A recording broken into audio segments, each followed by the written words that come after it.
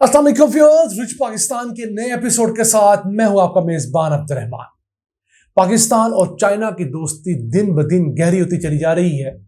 इसकी मिसाल गुज़िश्ता 21 सालों का आने वाला डाटा है, जिसके मुताबिक पाकिस्तान को चाइना ने 70 अरब 30 करोड़ डॉलर्स दिए हैं। जी हाँ, सन 2000 से लेकर 2021 तक का डाटा अमेरिकन रिसर्च हाउस ने कंपाइल किया है, जिसके मुताबिक इस टोटल अमाउंट में से 98% रकम हमें बतौर कर्ज दी गई है, जबकि सिर्फ 2% रकम हम लोगों को बतौर ग्रांट दी है, जो हमने वापस नहीं करनी। ग्रांट हमें तकरीबन 1.5 अरब डॉलर्स मिली है आज तक, जबकि 68 अरब 90 करोड़ डॉलर्स हमें कर्जों की सूरत में मिली है 161 मुख्तलिफ तरक्याती प्रोजेक्ट्स या बजट के अंदर कुछ फंड देने के लिए, ताकि पाकिस्तान अपने कर्जे उतार सके। बात करें तो पाकिस्तान को एवरेज कितना पैसा किस रेट पर मिला, तो उसके फिगर्स कुछ यूं हैं कि हमें 3.72% की शरह सूद के ऊपर चाइना ने कर्ज दिया है। ये एवरेज है, कुछ थोड़ा ज्यादा होगा कुछ कम होगा, लेकिन टोटल कर्ज इतने एवरेज पे मिला है। और कितने साल के लिए एक हमें कर्ज मिला?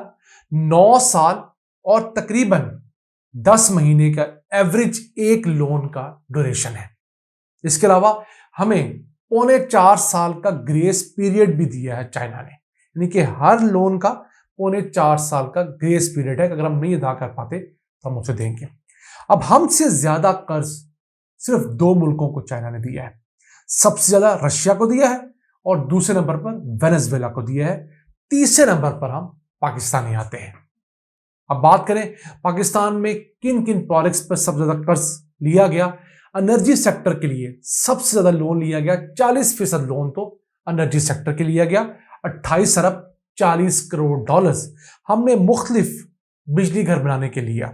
इसमें कोल के बिजली घर भी हैं, गैस के बिजली घर भी हैं और पन बिजली के साथ साथ हवा से चलने वाले जो पवन बिजली विंड मिल्स हैं उनके लिए भी लोन लिया है। फिर पाकिस्तान ने जो टोटल लोन लिया उसका 30% कर्जे उतारने के लिए लिया है।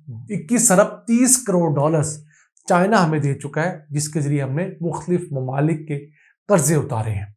उसके बाद ट्रांसपोर्ट और स्टोरेज के सेक्टर में हमने 9 अरब 70 करोड़ डॉलर्स लिए हैं, जो टोटल लोन का 14% बनता है। अब ये जो पैसा है ये मुख्तलिफ हाईवेज मोटरवेज की तामीर के ऊपर खर्च हुआ है, इसके जरिए पाकिस्तान को ये पैसे मिले। अब एनर्जी सेक्टर में सबसे ज्यादा पाकिस्तान ने पैसे लिए हैं। उसके बाद दुनिया में दूसरे नंबर पर अंगोला मुल्क है, एक अफ्रीका का, उसने 24 अरब 70 करोड़ डॉलर्स लिए हैं, यानी हमसे तकरीबन 4 अरब डॉलर्स अंगोला ने कम लिए हैं मुख्तलिफ बिजली पैदा करने के मंसूबे लगाने के लिए। अब अगर हम इसको मुख्तलिफ अदवार में बाइफरकेट करें तो मुशर्रफ दौर में शुरू हुआ था ये सारा का सारा मामला।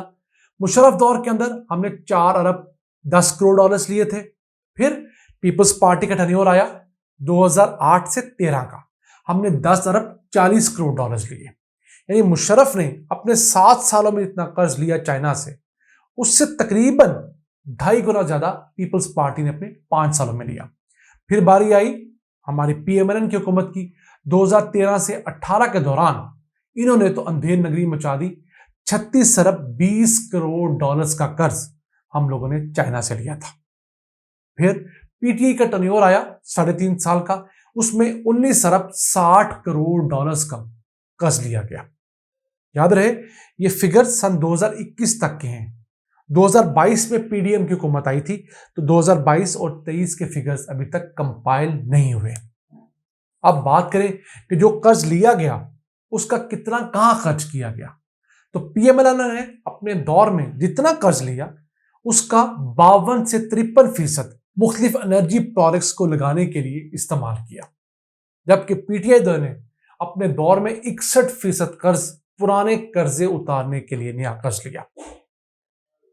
अब तक पाकिस्तान ने 161 मंसूबों के लिए जो कर्ज लिया है उनमें से 82% मंसूबे मुकम्मल हो चुके हैं। इसके अलावा 13% मंसूबे ऐसे हैं जिनके ऊपर अभी काम जारी व सारी है, जबकि 5% मंसूबे अभी शुरू ही नहीं किए जा सके। पाकिस्तान जैसा जैसा कर्ज लेता जा रहा है वैसे वैसे हमारे ऊपर कर्ज की जो एवरेज है, हमने जो कर्ज का सूद अदा करना है वो भी चाइना को बढ़ता जा रहा है।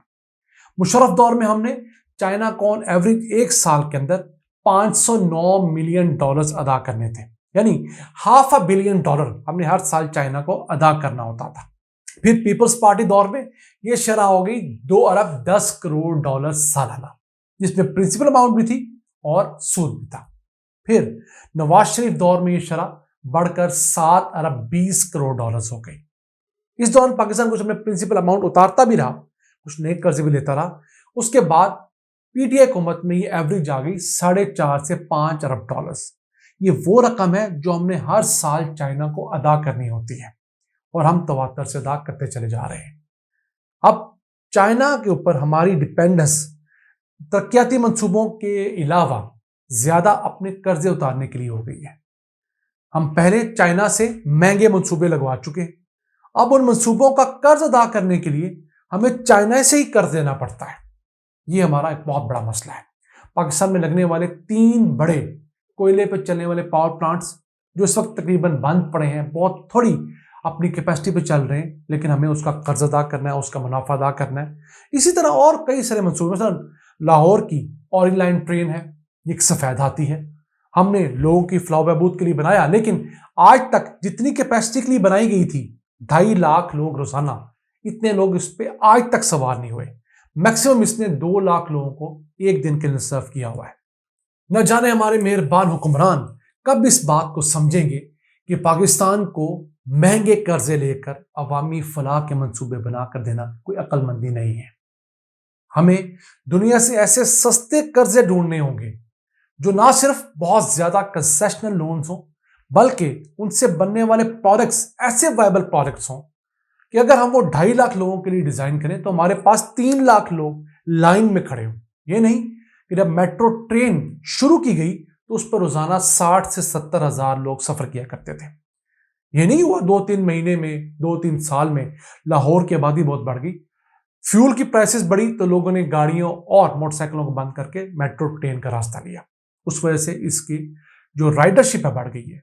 अगर कल को साल बाद फ्यूल की प्राइस कम होती है तो दोबारा इसकी राइडरशिप कम होगी और इसका जुर्माना, हर्जाना और तमाम कर्जे हमें अदा करने पड़ेंगे।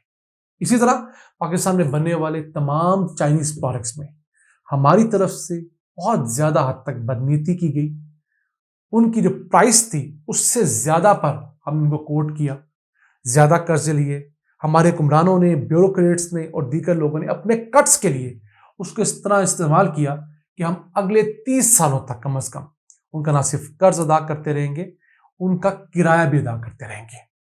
नाज़रीन, ये था आज का एपिसोड और बताने का मकसद ये था कि हम लोगों ने अपने दोस्तों से भी फायदा उठाते उठाते अपना नुकसान ही किया है। अपने मेजबान अब्दुल रहमान को इजाजत दीजिए। अल्लाह ने के बाद।